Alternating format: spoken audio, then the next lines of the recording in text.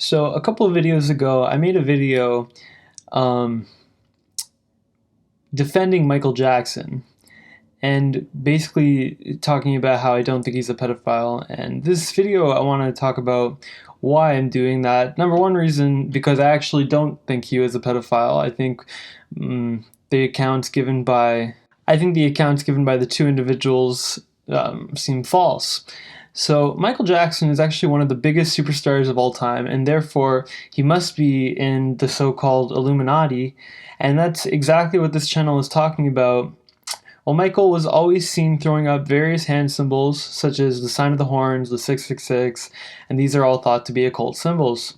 The thing is, I don't actually believe that Michael Jackson is in this Illuminati, so to say. I don't think he actually knew exactly what was going on. I think he had an idea, but I think much of Michael's actions during his fame were dictated to him, and on many occasions, he did try and expose the music industry and the handlers that work within it and people who work behind the scenes. So Michael is actually he's actually one of the first things that ever led me to the truth. He was a massive stepping stone to this whole channel and knowing all that I know now and share on this channel. Before I knew God or anything of the devil, I still was beginning to understand this idea of what they call the Illuminati. And I always felt like there was something Michael had wanted to say so badly, but for some reason he couldn't.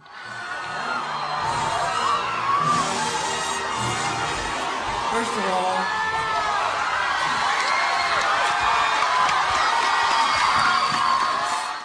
anyway, first let me say,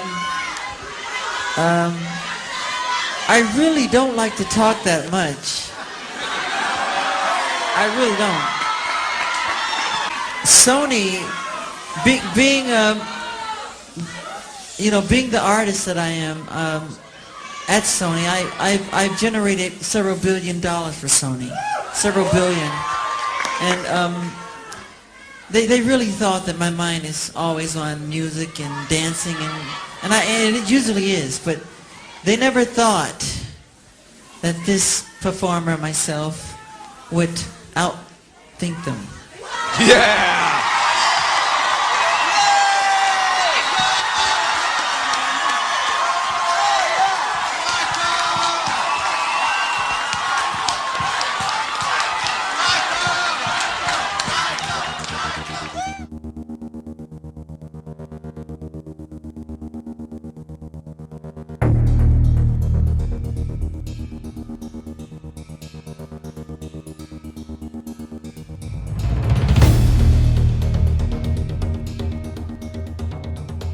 Today, I realized that Michael didn't want to look crazy. He didn't want people to turn against him.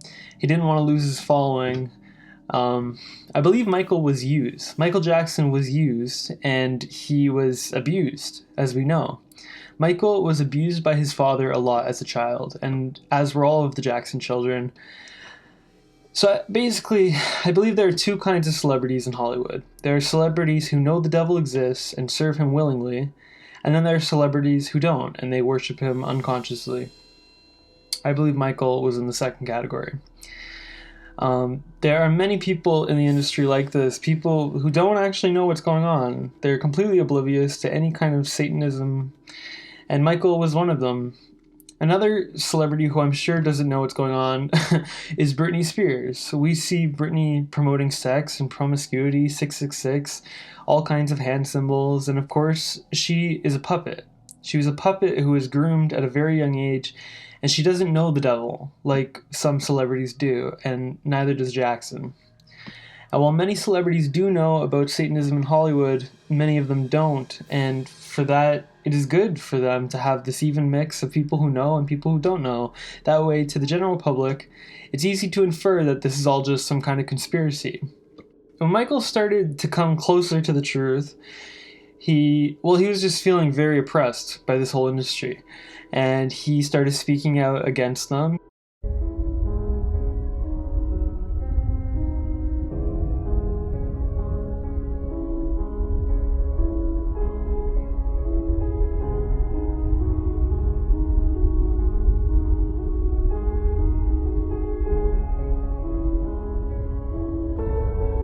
They made and created so much joy for the world. And the system, meaning the record companies, totally took advantage of it. But this is very important, what we're fighting for. Because I'm tired, I'm really, really tired of the manipulation. I'm tired of how the press is manipulating everything that's been happening in this situation. They do not tell the truth, they're liars.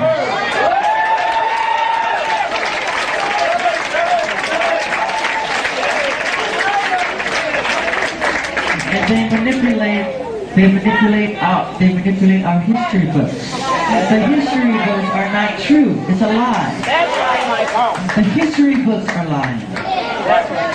You need to know that. You must know that. This is all complete conspiracy. You have to know that. You know, it's time. I love you more. It's time for a change. And they killed him. Basically, he thought that they were going to kill him, and a lot of people believe that they did. He knew that he was going to die. Do you think, Michael, do you think it's murder? Absolutely. Absolutely. I said it in the beginning, and I believe it to this day. You must remember, Michael told me repeatedly that they were going to kill him, that he was going to die. And who did it?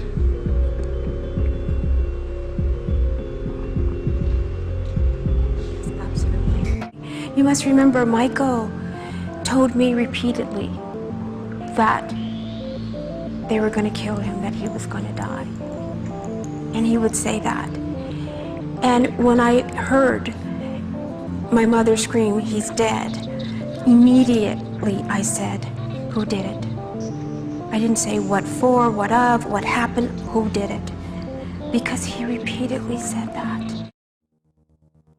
And I believe this too is partially what happens to a lot of celebrities, like, for example, who we've been talking about on this channel, XXXTentacion.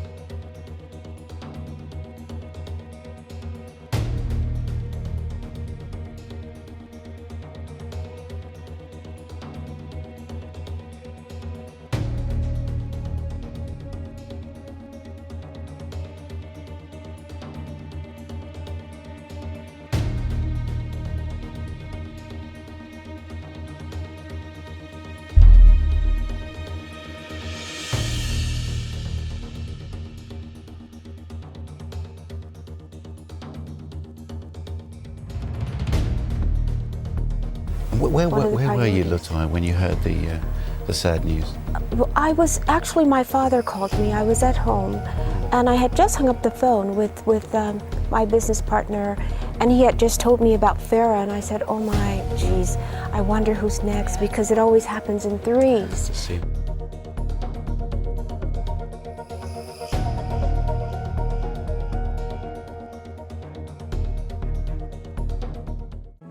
One thing that, kind of spooked me about it all was he has a song called Let's Go Crazy. Yeah. And it says, "Don't let the elevator bring us down." One time when I was with him privately, he said, "You know what the elevator is, right?" No. I said, "No, what's the elevator?" He said, "Well, the elevator is the devil, right?"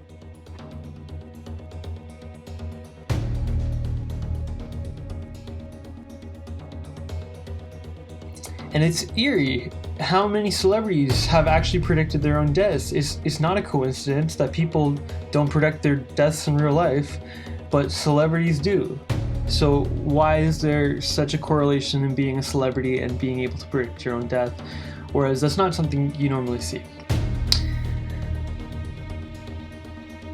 What can you make of that except that there is some kind of conspiracy?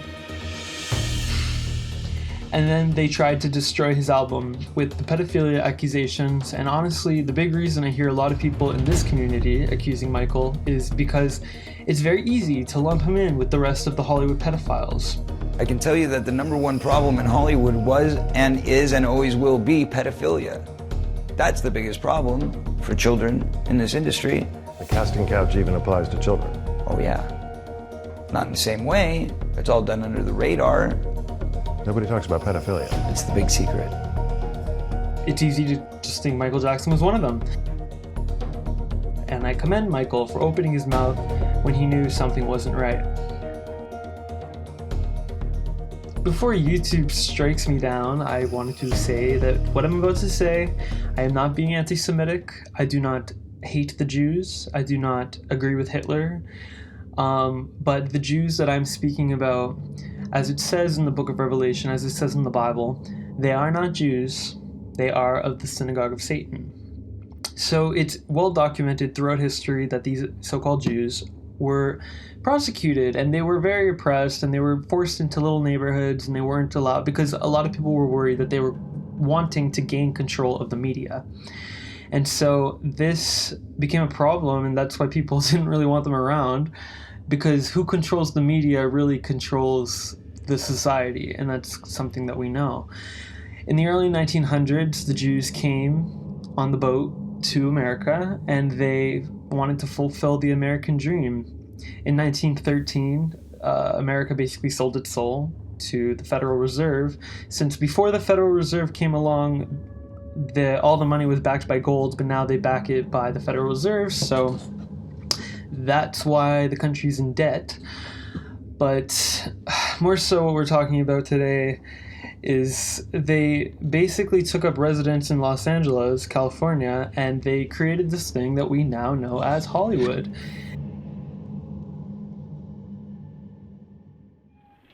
Well, here we are. This is the Warner Studio. Gee, I've never been so thrilled in all my life. Harry Warner, who with three of his brothers brought sound to the motion picture, was born in Poland. Comes Jack Warner, youngest of the Warner clan, and then the senior member of the film-famed brothers. Also from Poland was Samuel Goldwyn, born Goldfish. Although Goldwyn never ran a major studio, he was perhaps the biggest and best known of the independent Hollywood producers. Universal founder Carl Laemmle came from a small town in Germany. Louis B. Mayer, who gave us the glory years of the MGM studio, was born in a Russian Jewish village. William Fox and Paramount's Adolf Zucker were both born in Hungary. Fox's studio merged with 20th Century Pictures to form 20th Century Fox. Here comes Adolf Zucker, the president of Paramount Pictures. Zucker, known as the father of the feature-length film, spent his childhood in this Jewish village. Among these immigrants were the future founders of the studios.